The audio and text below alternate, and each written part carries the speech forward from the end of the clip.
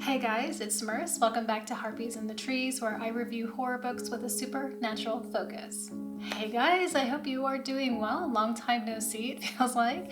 I took some time off after doing the animated video, the creepy stories submitted by you guys, just because that was a pretty big project and I was actually pretty tired and exhausted by the time it was done, but so proud, so happy with it. I think I'm gonna try and incorporate it into things I do in the future, and hopefully I can do another one of these true creepy animated videos, because it was really cool, and you guys had such great stories, which really made it, it's the stories really that made it, you know, creepy and come alive.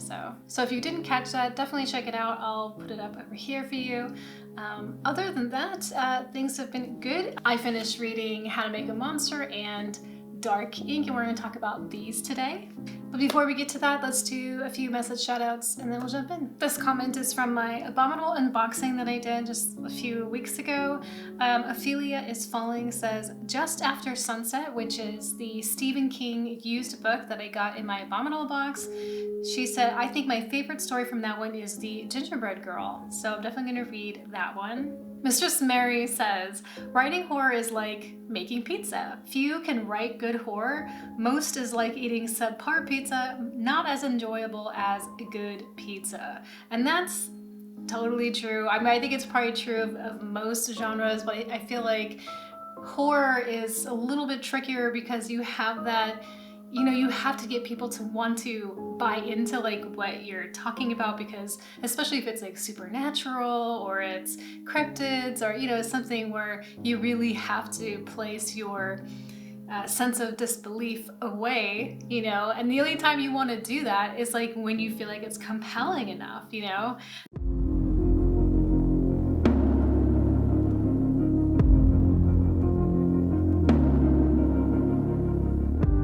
So Dark Ink starts with a man in his home who is going around breaking all of the mirrors.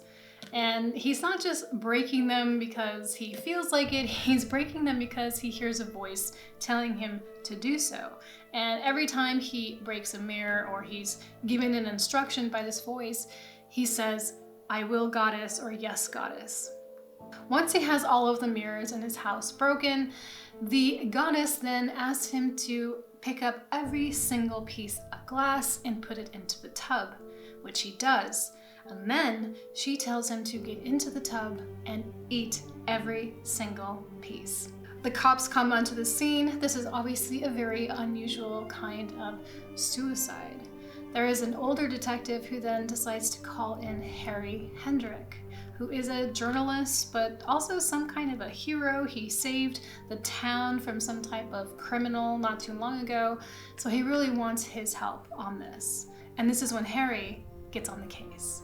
Dark Ink starts out pretty strong with that first scene of the guy eating the glass, and we know that there's some type of voice he's hearing, and he's, you know, it's really creepy, it's really vivid, and it's just really intriguing. Unfortunately, the rest of the book becomes very muddy and murky for me. This is the second book in the series, the first book being Strange Ink. So when we were getting to meet Harry, there are some details and things about Harry that I really wasn't understanding or getting. I didn't really know who he was. And even at the end of this book, I really didn't know who Harry Hendrick was. Like, I still think I should get a good sense of who Harry is, even if it's not the first book. This is a supernatural story. It's sort of a mix of like kind of supernatural, like Private Dick kind of, you know, combination, which is actually a combination I really love. But there's very little activity that goes on, and when it is going on, it feels like it's kind of brushed off to the side, because the main meat, no pun intended, of this story is really about Harry's carnal longings for a dominatrix that he is investigating. And this dominatrix is, you know, I mean, like, everything is sexy about her. Her shoes, her socks, her walk, her talk, like, just everything. It just tears men apart as soon as they even get into, you know, a minor distance with her. So she is like just unbelievably sexy. She like gets into your head and you're, you know, thinking about her all day, all night type thing. And that's what happens to Harry. So most of the book is about him kind of fighting these carnal longings, giving into them, trying to understand them in some way. I complained about that 5-page long sex scene in that James Herbert that I just recently reviewed. Well, with their embrace tightened and their bodies. But it really wasn't that interesting to relive these boner moments with him over and over and over again. There was a point where I thought, like, if this goes the way I think it's going, this will totally make sense. And it could be actually kind of interesting. But it doesn't go the way that I thought it was going. So, you know, dreams dashed. And there are supernatural things that are happening in this story, and they all kind of revolve around Harry. But we really don't get to see a lot of it. It's sort of in the background. It happens. We sort of hear about it and touch on it, but there's not a lot there. It's real shallow. He also has like some friends around him that he doesn't treat well. You don't care about the characters. I don't really care about Harry. He is kind of funny. He's always like this far away from like raging on someone though, which I think is kind of funny. For instance, this is not in the book, but it'd be like, you know, a car pulls in front of me, you know, it's just like kind of funny. But I think for the most part, like, he's so shallow and he's so just one-dimensional. I don't get to know much about Harry. It's not scary at all. At the most, I think it has like some creepy moments, but the ending was, I don't know, just, I think by the time I was reading the ending though, I was just sort of like, I'm kind of mentally checked out of this book because it's just not holding my attention. That's also because I wanted to be this other thing. If you want to know what that other thing was, I will tell you. If you want to click away from this, please do. I put it in the chapters. You can just skip this little section right here. Okay, so I'm not going to tell you exactly what happens in the ending, but I will tell you what I wanted to happen in the ending. So in the ending, this is the spoiler, okay, guys? So in the ending, the dominatrix is the villain, because this woman has the ability to be in someone's mind. Like, not just like, you know how like when you're like, you meet someone, you like them and you start thinking about them all the time and all that shit. This is more like she's literally like possessing your mind. And it actually sounded really awful and terrible. I can't even imagine what it would be like to just be like horny 24 hours a day. It just seems like torture. So I was like, oh wow, okay, is she gonna be a succubus? Is she gonna be, you know, like, is she that type of demon? And in the ending, is that what she's going to reveal herself as? But that doesn't happen. So that's what I wanted to happen. Okay, so we're back, no spoilers. So yeah, I mean, it was very superficial. It didn't have a lot of depth at all. There's not a lot of story there, and the characters are not that interesting and endearing or whatever. There's just nothing there. The ending is kind of wonky to me. I got really tired of reading about, you know, Harry being so sexually excited all of the time. It was really boring, and it really wasn't taking the story anywhere.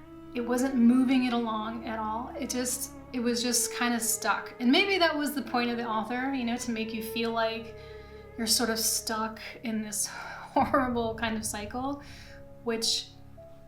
so my rating for this is 2.5 stars.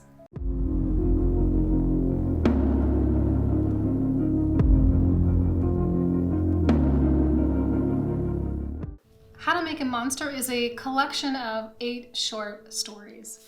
And I did not read them in order because I'm a wild reader. But I was just kind of like really kind of intimidated by how big this book was. Like, it's so big. I mean, it's like 400 pages. Like my happy spot for books is like 250 to 300. But I'm also really not a fan of short story collections. I don't know what it is. Like it's not something that I go to first. Not sure why. It's totally irrational, and it does not matter here because this was so good. So the theme of this collection is about how to make a human into a monster, or how they become monsters, or how they are forced into being monsters, or how they slip into becoming monsters. It's a popular theme. Like we see it in so many places and all types of different ways in media and stuff. You kind of have a good idea of like what these topics might be, but in this case, it was really cool because even though the themes were familiar, the stories were not. So what's interesting about this book is it comes with a warning, and it says, this anthology contains mature content, including explicit language, adult themes, gender and racial issues, scenes depicting graphic violence, explicit sex, self-harm, and suicide. Discretion is advised. So, warning there are definitely a lot of triggers in here. We get a very unfiltered and raw look into these characters. There are aspects of these characters that you will be able to relate to, and some of that can be a little bit disturbing. We really get to wear the flesh of these humans. While we are trying to understand who they are, we are also being led to where they are. We get to learn about the tragedies, the betrayals, the perversions. There are definitely things in here that were uncomfortable for me to read, that were somewhat triggering, but I think what makes this good is, there is still humanity in these stories, even though these are some of the most darkest and messed up stories that I've read. So there are 8 short stories in here. My favorites being The Loveliest Shade of Red, Casper, Daily Special, and The Man in Cell number 6. These are the ones that really engrossed me, captivated me, repulsed me. They were really, really good. So let me tell you a little bit about each one. For The Man in Cell number 6, this is about a man who wakes up in a prison facility. He is in a cell and he is locked inside of it, but he doesn't know why he's there. And he is not really sure what's going on. There are no other people around. There's no other prisoners. There's no prison guards. It almost looks like everyone just spontaneously disappeared. So he's trying to figure out what has happened. And while he's trying to figure that out, he is beginning to have these like visual hallucinations that are really, really fucking with him. Casper is about a young boy who is basically invisible. But when he's not invisible, he is a prime target for bullies at school and also abuse from his stepfather. This is a kid who's yearning for friendship, but these circumstances really push him into a direction that he will never be able to come back from. Daily Special. This one was so good, okay? This is, when I tell you what it's about, it's not gonna sound that interesting, but I guarantee you, if you don't read anything in this book, you definitely have to read Daily Special. Daily Special is about a guy who wants to become a young celebrity chef, and he's kind of been working towards that ever since he was a kid. The only problem is that he's kind of a mediocre chef. He's not very talented at all, and he's kind of more about the fame and the babes and the power. He's into that. And he's kind of living that life, but he kind of realizes, this isn't enough for him. So he makes a request to the entities or whoever into the universe. And he makes a wish, and that wish comes true. The Loveliest Shade of Red really shook me. I think in this story, to me, Dimaro shines in this story. And in the other stories that I mentioned, I mean, they're phenomenal. Like, I think they're really good. But it's this story that I just felt was like, it was so creative and so dark and so messed up. And the character that is the Loveliest Shade of Red, like who she is and what she is and just her choices and her life and just everything that has happened to her and everything that she's made happen to others. was so just tragic and fucked up and horrible, but so human. Just, you could actually see a person like this existing, and you might even know people with aspects of this person. I know I definitely did. You know, someone who's in the throes of, you know, alcoholism and drug abuse, someone who is only out for their own gains, someone who has suffered, someone who has been betrayed. So it was just, you go through a lot of different feelings because this person is so, like, you feel for them, but you are also so repulsed. And then you get to kind of go through this journey, and by the end, like the finale, it was like, But the loveliest shade of red is about a woman, a young woman. She is a stripper, and she is at the height of her game. And she is not only beautiful, she's like drop dead gorgeous. She's just like a goddess. And she gets, you know, her way a lot because she knows that she has this power. She's just a powerhouse, basically. But she's also an alcoholic, and she's also a drug addict. And when she is in her domain, at her club where she's going to be performing, she takes too many drugs, she goes out on stage, and she falls off of the pole. And when she wakes up, she begins to fall down this rabbit hole of memories that she had been suppressing with her drug use. So it's phenomenal. It's really amazing. The realism is so good.